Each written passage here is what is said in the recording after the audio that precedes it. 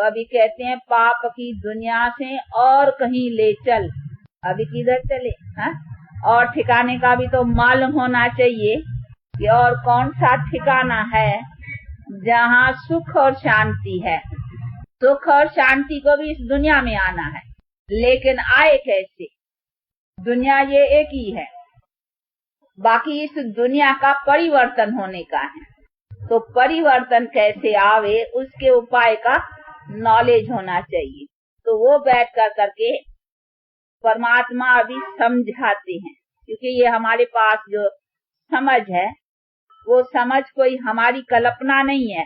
ये तो जो जानी जाननहार सर्व समर्थ जिसको निराकार परमपिता परमात्मा कहा जाता है और जिसको ही ज्ञान का सागर कहा जाता है, वो बैठ कर करके अभी समझा रहे हैं। तो वो समझाते हैं कि किस कारण से तुम्हारे पास दुख शांति भी आई है, अभी उसको कैसे लौटाओ, फिर सुख शांति को लाओ, उसका बैठ कर करके उपाय समझाते हैं कि ये हुआ है तुम्हारे पाप कर्म से। दुख जो हुआ है वो तुम्हारे पाप कर्म से हुआ है, और पाप तुमसे हुआ है विकारों के कारण। अभी विकारों को नष्ट करो तो पाप होना बंद हो जाएगा, और पाप न होने से फिर दुख नहीं होगा।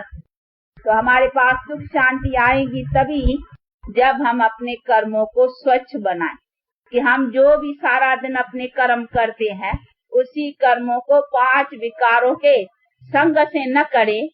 इसीलिए अपने को सच सच वैष्णु रखना है, तो विकारों से वैष्णु रखने का है। उसको धोने के लिए तो फिर हमको ज्ञान और योग का बल चाहिए। योग का मतलब ये नहीं है कि आसन लगाना या कोई किसी मूर्ति का बैठ कर करके ध्यान करने का है, नहीं।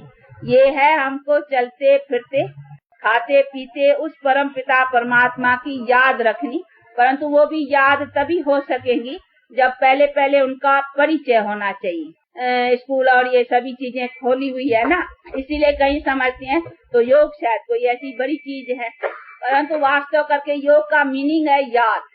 और याद का मतलब ही है, जैसे यार देखो कॉमन भी किसी का किसी प्रति लगन होती है, प्रेम होता है, तो देखो वो याद आती है ना चीज। तो ये हमको उसको याद रखने का है, चलते फिरते खाते पीते। वास्तव करके योग इतनी इजी चीज है। तो एक प्लस को संभालना है और एक माइनस करना है। तो अभी माइनस वो कैसे होवे, वो होगा भी योगी। याद करने से वो हमारा पिछला जो पापों का खाता है वो माइनस होगा, और बी होली यानी पवित्र रहने से फिर हमारा खाता जो है वो बुरा न बनेगा।